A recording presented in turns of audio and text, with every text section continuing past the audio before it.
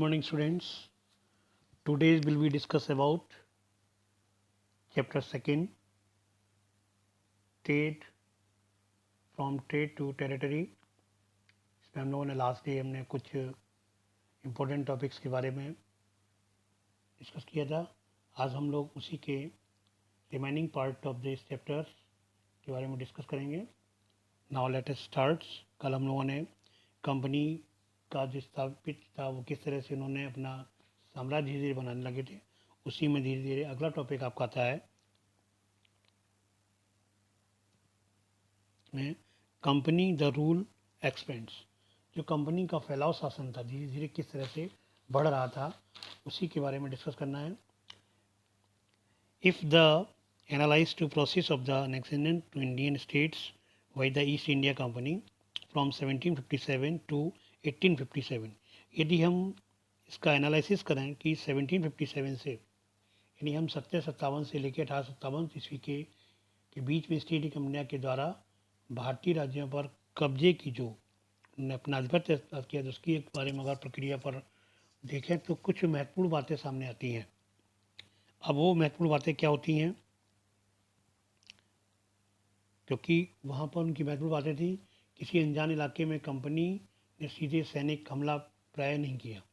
एक तो इन्होंने आपने देखा था, पहले बताया था कि उन्होंने जहाँ भी स्थापित किया वहाँ पर किसी अजनबी नहीं, अनजान जगह पर नहीं किया, सीधे सैनिक हमला प्राय नहीं किया. और किसी रियासत को अधिग्रहण करने के लिए राजनीतिक, आर्थिक और कूटनीतिक साधनों का इस्तेमाल किया. ये भी आपने देखा कि उन्होंने किस तरह से कूटनीति, राजनीति इनका प्रयोग किया.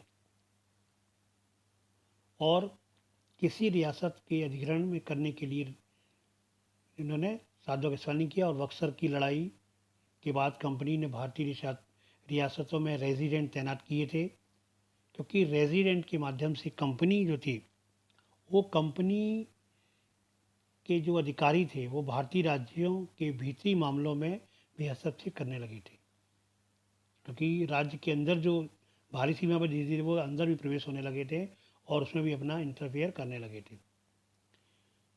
क्योंकि according to the terms of the alliance Indian ruler were not allowed to have their independent armed forces.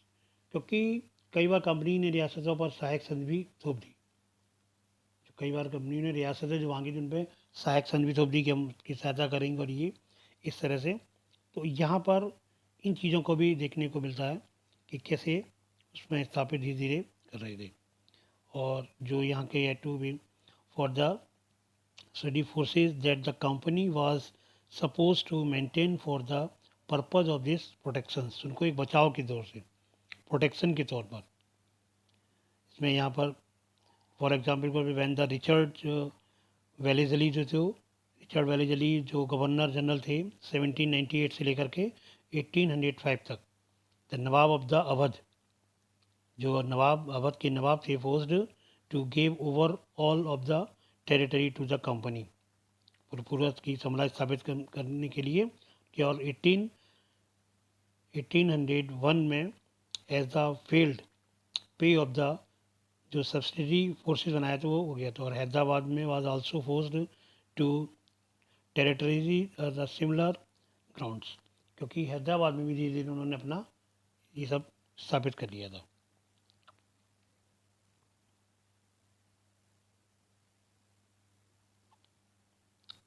Next topic आपका आता है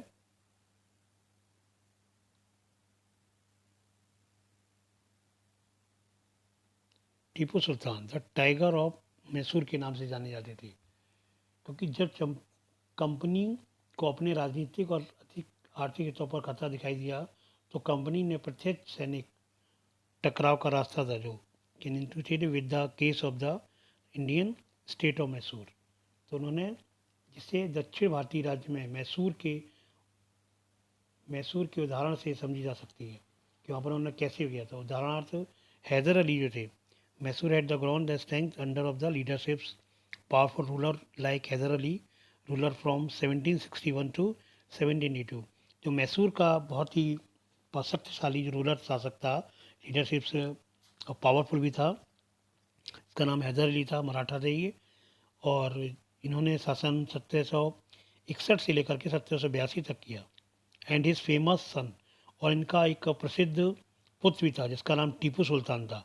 रूलर फ्रॉम, इसने इनकी मृत्यु के बाद 1782 में मृत्यु के बाद 1782 से लेकर के और 1799 तक, इन्होंने 1799 तक उस पर शासन किया। और जो Mysore control the profited trade of the Malabar, जो मालवार कोस्टा शक्तिशाली शासकों के नेतृत्व मैसूर काफ़ी ताकतवर हो चुका था। इसमें टीपू सुल्तान ने अपनी रियासत के पड़ने वाली बंदरगाहों से चंदन की लकड़ी, काली मिर्च और इलायची का निर्यात रोक दिया था, क्योंकि यहाँ से वो निर्यात करते थे, ये बहुत बहुमूल्य थी। चंदन की लकड़ी बहुत मूल्य थी, काली मिर्च, इलायची, ये सब हमारी स्पीसीज यहाँ के थे, इनका ही वो यहाँ से निर्यात करते थे, तो उस पर रोक लगा दी थी। और बाहर बिल्कुल नहीं, सामान यानी जो कंपनी थी, जो ईस्ट इंडिया कंपनी, उनको बिल्कुल भी वहाँ से ले जाने के लिए बिल्कुल बाध्य कर दिया था। तो इस तरह से जो मर्चेंट्स व्यापारी थे from the trader with the company के थे, he also established a close, Tipu Sultan ने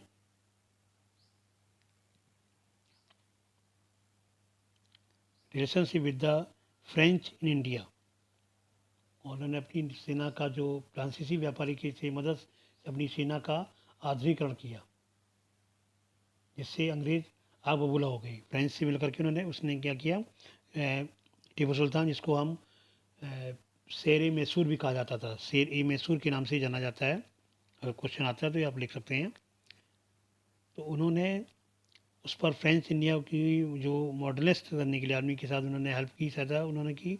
द ब्रिटिश वार फ्यूरिसिस, यानी जो थी आग बबूला हो गए, और उन्होंने मैसूर के साथ 4 बार जंग की। उसके बाद होने के बाद मैसूर के साथ 4 बार युद्ध हुआ। 1761 से 69 तक चला, 1780 से 84 तक, 1790 से 92 तक, और एंड लास्ट में 1799 में। Only the last the battle of the Srirangapatnam, जो मैसूर की राजधानी थी, जो लास्ट 1917 में जो हुआ था की जंग में कंपनी को सफलता मिली। यानी बाकी जो भी में 2-2 साल तक, 4-4 साल तक जो युद्ध होते रहे, उनमें कोई सफलता नहीं मिली, लेकिन अंतिम जो था चौथा उसमें सफलता मिल गई और अपनी राजधानी की रक्षा करते हुए मारे गए, क्योंकि टीपू सुल्तान जो श्रीरंगपट्टम उनकी की राजधानी, उस पर वहीं पर इनकी मृत्यु थी, और मैसूर का राजवंशों को सौंप दिया। ब्रिटिश सम्राट ने क्या किया, उनको राजवंशों को, वहाँ का जो राजवंश से राजपूत लोग, उन लोगों को फिर सौंप दिया था, क्योंकि धीरे धीरे आधिपत्य करना था, इसलिए अपने हिसाब से सभी जगह अपने अपने जो कैंडिडेट उनको स्थापित करते जा रहे थे। नेक्स्ट आपका वार विद द मराठाज, जो वार विद मराठा का मतलब मराठों से लड़ाई हुई 18वीं शताब्दी में। From the 18th century of the company also south to curve and the eventually destroy Maratha power with their defeat in the third battle of Panipat 1761। ये बहुत सारी लड़ाइयाँ 18वीं शताब्दी के अंत में से कंपनी मराठों की ताकत को भी काबू और ख़त्म करने के बारे में सोच लगी। सन 1761 में पानीपत की जो तीसरी लड़ाई में हार के बाद, जो वहाँ के दिल्ली से देश का शासन चलाने का मराठों का सपना था, वो चूर चूर हो गया, क्योंकि धीरे धीरे मराठा अपना स्थापित करना चाहते थे, और दिल्ली सबसे बड़ा भारत का माना जाता था, आज भी वही है। तो वहाँ से अपना शासन करना चाहते थे, तो फिर उन्होंने क्या किया, शासन ने उन्होंने कई राज्यों में बांट दिया। इन राज्यों को बागडोर, सिंधिया, होलकर, उसको जब इसको अलग अलग बांट दिया, मराठास वर द विट्रेडी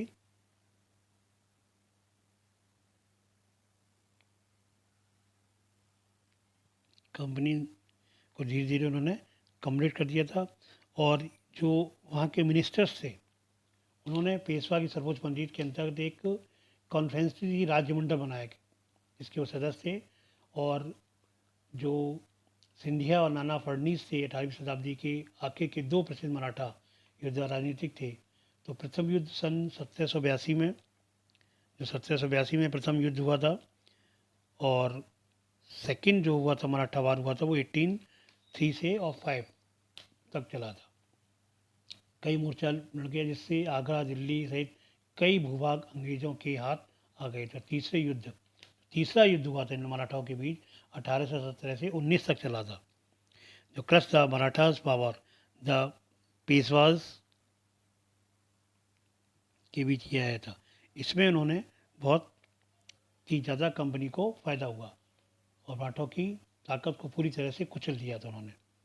इस प्रकार से बहुत ही अपना जो दबदबा था अपना स्थापित इन्होंने पूरे इस पर कर रखा था। धीरे धीरे the claim of paramountcy. Claim of paramountcy का मतलब होता है सर्वोच्चता का दावा, क्योंकि किस तरह से अब उन्होंने पूरा दावा कर, क्योंकि सब चारों तरफ उन्होंने दिल्ली, आगरा, ये सब अपने उसमें धीरे धीरे उन्होंने कर लिया था। तो सर्वोच्चता का दावा किस तरह से उन्होंने दावा किया, और इसके धीरे धीरे इनका जो it is the clear of the form, जो इनका दावा था गवर्नर जनरल लॉर्ड हेस्टिंग्स से जो 1813 में वहाँ के जो नेतृत्व किया था, 1813 से लेकर के 1823 तक नेतृत्व में सर्वोच्चता की एक नई नीति प्रारंभ की गई थी। कंपनी का दावा था कि उसकी सत्ता सर्वोच्च है, इसलिए वह भारतीय राज्यों से ऊपर है और अपने हितों की रक्षा के लिए वह भारतीय रियासतों को अधिग्रहण करने का अधिकार भी कर सकती है, क्योंकि एज वेल एज द दरवाजा उसका कि वो उसको कर सकती है। तो example, when the British trade annexes the small states Kittur, उसमें छोटे से राज्य जिसे हम जब क्योंकि मानती थी, जब अंग्रेजों ने कित्तूर जो वर्तमान कर्नाटक है वो कित्तूर के नाम से जाना जाता था। जो आज कर्नाटक हमारा एक राज्य है वो उस अंग्रेज़ों के ज़माने में उस टाइम कित्तूर के नाम से जाना जाता था। तो जो कित्तूर था ये जो रानी चेन्नम्मा, तो यहाँ पर क्या थी, रानी चेन्नम्मा जो थी ने हथियार उठा लिए थे। उन्होंने कब्जे करने का, जैसे छोटे राज्य पर कब्जे लेने का प्रयास किया तो रानी चेन्नम्मा जो वहाँ की थी उन्होंने हथियार उठा लिए और अंग्रेज़ों के साथ खिलाफ आंदोलन छेड़ दिया। और सन 1824 में डाइड इन प्रिजन इन 1829, यानी 1824 में उन्होंने गिरफ्तार कर लिया गया था और उसके बाद 1829 में जेल में ही उनकी मृत्यु हो गई। उनके बाद कित्तूर के जो संगोली के एक गरीब चौकीदार थे जो ब्रिटिश के खिलाफ थे, उन्होंने प्रतिरोध किया तो उसे सन 1830 में तो उसे भी क्या किया गया, 1830 में 1830 में यहाँ पर यू विल रीड 1830 में उसको फांसी पर लटका दिया गया था। तो इसका प्रतिरोध किया तो उसे सन 1830 में फांसी पर लटका दिया गया और सन 1838 से 1842 के बीच 1800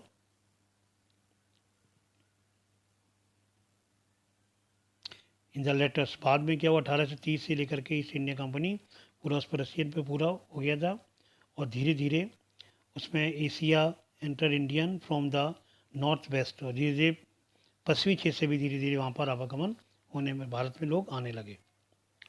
तो इस तरह से और 1840 में सिंध भी कब्जे में आ गया। 1843 में 1838 से और 1842 में जो है यहाँ पर धीरे धीरे अफगानिस्तान के जो लोग थे वो भी कंपनी यहाँ पर आकर के हो गए। Sindh was the taken over the 1843, Sindh जो थे उन्होंने भी कब्जे में आ गया। इसके बाद पंजाब की बारी थी, यानी धीरे धीरे वो सब अपने कब्जे में लेते, सिंध भी आ गया और इसके बाद पंजाब की बारी थी। ट्रूप जो company at the next in the was the Punjab but, परंतु महाराजा रणजीत सिंह के सामने उनकी दाल नहीं गली, क्योंकि पंजाबी सभी जानते बहुत जट वैसे होते हैं, नहीं गई। लेकिन उनकी सन 1839 के बाद जब उनकी 1839 में मृत्यु होगी उसके बाद उन्होंने फिर आधिपत्य स्थापित कर लिया। लंबी लड़ाइयाँ हुई और सन 1839 में अंग्रेज़ों ने पंजाब पर भी अधिकार कर लिया। 1849 में पंजाब पर वाज एनेक्टेड, उन्होंने अपने अधीन कर लिया था। नेक्स्ट अब आता है डॉक्ट्रिन ऑफ लेप्स, यानी विलय नीति। जो विलय नीति थी वो क्या थी? चीज़ें विलय की थी, क्योंकि जो अधिग्रहण की आखिरी लहर थी वो 1848 से और 1850 तक 40 से 15 तक जो गवर्नर जनरल बने थे लॉर्ड डलहौजी के शासन काल में चली। लॉर्ड डलहौजी ने एक नई नीति अपनाई थी जिसे विलय नीति का नाम दिया गया था। और इसका उद्देश्य क्या था? रेगलिन the Indians ruled died without a mean. उसका उद्देश्य था यदि किसी शासक की मृत्यु हो जाती है, उसका कोई पुरुष वारिस नहीं है, तो उसे उसकी रियासत हड़प कर ली जाएगी। ये उनका उद्देश्य था। लैप्स का मतलब ये होता है कि उसको अधीन कर लिया जाएगा, अर्थात कंपनी के भूभाग का हिस्सा बन जाएगी और वो जो भाग है पूरा वो कंपनी का हो जाएगा, कंपनी का अधीन हो जाएगा। इस आधार पर कई रियासतें सतारा जैसे था 1848 में, सतारा था, संभलपुर था जो 1850 में था, उदयपुर था 1852 में, नागपुर था 1853 में, झांसी था 1854 में। अंग्रेज़ों के हाथ चली गई, धीरे धीरे चले गए। अंत में 1856 में अवध को भी कंपनी ने अपने नियंत्रण में ले लिया, जिससे अवध की जनता 1857 के महान विद्रोह में शामिल हो गई। सभी जानते हैं कि 1857 में एक महान बड़ा युद्ध हुआ था जिसको स्वतंत्रता संग्राम के नाम से जाना जाता है। झांसी की जितने भी ये सब मिलकर के इन्होंने कर दिया, क्योंकि ये सब आपने देखा यहाँ पर उदयपुर ये सब उनके अधीन जो झांसी है सब चला गया था, तो उन्हीं के जो लोग थे उन्होंने ही उन पर आक्रमण कर किया था इस ईस्ट इंडिया कंपनी पर। धीरे धीरे यहाँ पर ये सारे अब दे रखे हैं, इनको देख लें आप लोग। के जगह के नाम setting up a new administration, setting up a new administration. और धीरे धीरे क्या हुआ, एक न्यू एडमिनिस्ट्रेशन सेटअप हुआ, नए शासन की स्थापना। गवर्नर जनरल वारेन हेस्टिंग्स जो 1773 से 1785 ने कंपनी की ताकत फैलाने में अहम भूमिका अदा की थी, क्योंकि इनकी अहम भूमिका थी। और जो इनके समय ब्रिटिश इलाके में मोटे तौर पर प्रशासनिक इकाइयाँ जो थी में बटे थे, जिन्हें प्रेसिडेंसी कहा जाता, छोटे वो बना रखे थे जिनको प्रेसिडेंसी कहा जाता था। उस समय 3 प्रेसिडेंसी थी, बंगाल, मद्रास और बम्बई। सन 1772 में जो गवर्नर इनके बने थे, उसके बाद जो यहाँ पर कुछ दिया गया मुफ्ती, काजी। काजी क्या होता है? एक जज होता है। मुफ्ती मुस्लिम्स कम्युनिटीज़ का responsible for the law of the, ये लॉज होता है जो काजी इसका यूज़ करते हैं। तो इस तरह से यहाँ पर सन 1702 में फ्रॉम सत्य न्यू सिस्टम्स जो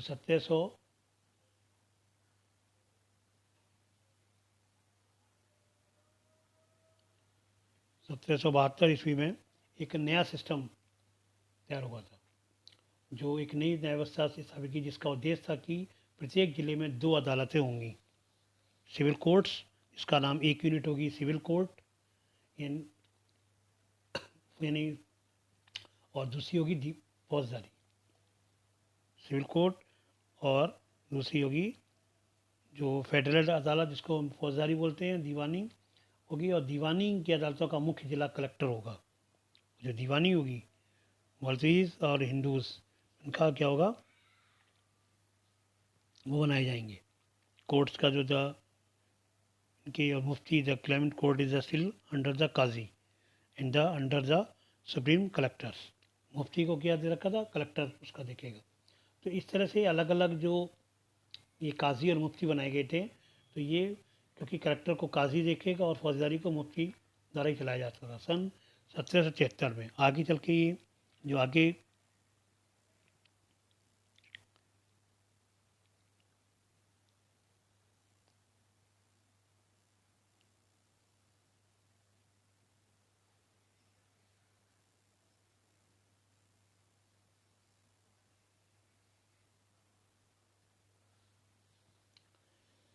सन 73 में एक रेगुलर एक्ट के तहत एक सर्वोच्च न्यायालय की स्थापना भी की गई थी, जो भारतीय जिले में कलेक्टर का सबसे बड़ा ओहदा होता था, जिसका मुख्य कार्य लगान और स्थापना की गई थी सर्वोच्च न्यायालय की। और भारतीय जिले में कलेक्टर भी होता था। और कलेक्टर का क्या होता था? कलेक्टर उसका पूरे का संचालन करता था, यानी पूरा जो वहाँ का देख रेख होती थी उसका कार्य था मुख्य लगान वसूल करना और कर इकट्ठा करना था। पुलिस अधिकारियों और न्यायाधीशों की सहायता से जिले में कानून व्यवस्था को बनाए रखना होता था।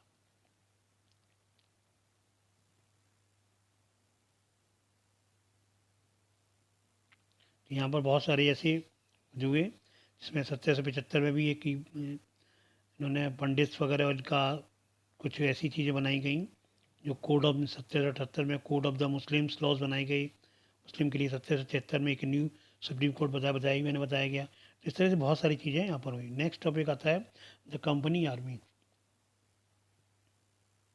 कंपनी आर्मी कहीं कंपनी की जो फौज थी, कंपनी के साथ भारत में शासन और सुधार के नए विचार तो आए, the new ideas or the administrative reform, but the power restrict on its military strength।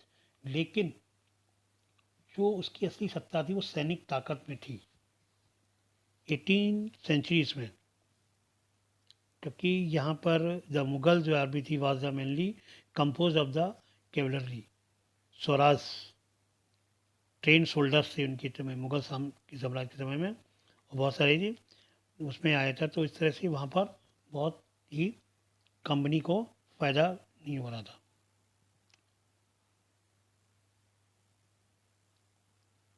Change ऑक्योर्ड the 18th century, यहाँ पर उन्होंने कुछ परिवर्तन हुआ था। ये वो जो मुगल साम्राज्य की जो स्थिति उसको उन्होंने परिवर्तन किया, और जो 2वीं सदी में जब अवध और बनारस जैसी रियासतों में किसानों की भर्ती करके, वहाँ पर उन्होंने उनकी भर्ती करके बहुत से ऐसे जो किसानों की भर्ती करके उन्होंने क्या उन्हें पैसे और सैनिक प्रशिक्षण दिया जाने लगा। तो वहाँ की जो सूरत बदलने लगी।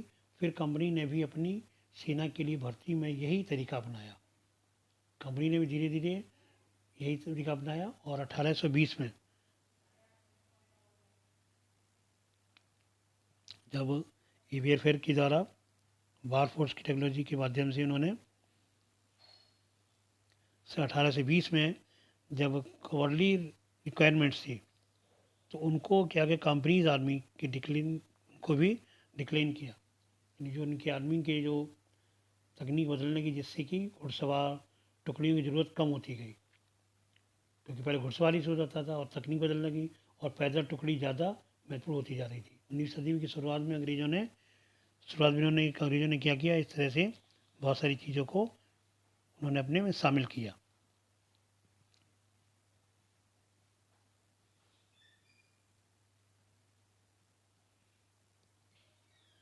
तो जब 19वीं सदी की शुरुआत में अंग्रेज शिक्षा 19th सेंचुरी में इन्होंने उसमें अंग्रेजों रियासत को हिस्सों को यूरोपीय ढंग से प्रशिक्षण दिया, अभ्यास कराया, और धीरे धीरे उनको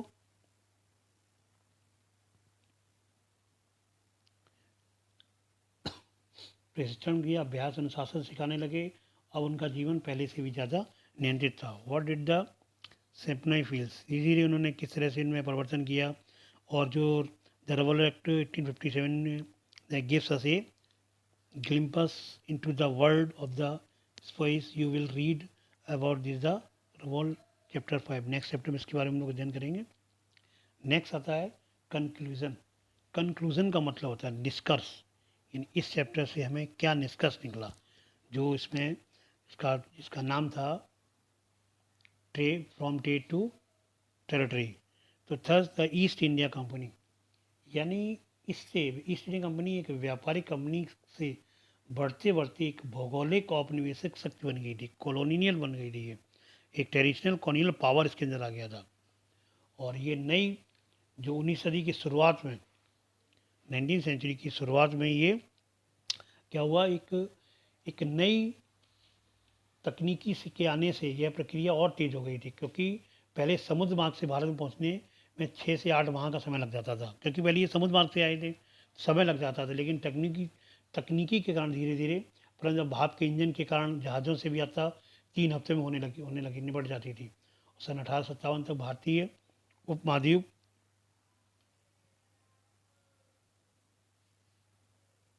सन 1857 में कंपनी जो कम टू द एक्सरसाइज, क्योंकि 1857 में धीरे और परिवर्तन हुआ। भारतीय जो उपमहाद्वीप थी वो 63% भूभाग और 78% आबादी पर कंपनी का सीधा शासन स्थापित हो चुका था। यानी पूरा 63% उन्होंने भूभाग पर कर लिया था, 78% आबादी पर ज़्यादा किया था। इस प्रकार व्यापारिक स्तर पर ईस्ट इंडिया कंपनी पूरे भारत को अपने नियंत्रण में ले चुकी थी। इस प्रकार से ये इस तरह से पूरा ये अपने व्यापार करने आए थे केवल ही समुद्री मार्ग से, और धीरे धीरे इन्होंने सब की प्रोग्रेस भी की, यहाँ पर नई चीज़ों को भी डाला, लेकिन उन्होंने अपना फ़ायदा ज़्यादा किया, यहाँ से आयात बहुत किया, कम मूल्यों पर खरीद करके उनको अधिक मूल्य पर अपने यूरोप में बेचा करते थे। तो ये चैप्टर आज आपका यहीं क्लोज होता है। नेक्स्ट टाइम पर हम लोग अन्य चैप्टर्स के बारे में डिस्कस करेंगे। Thanks, have a good day.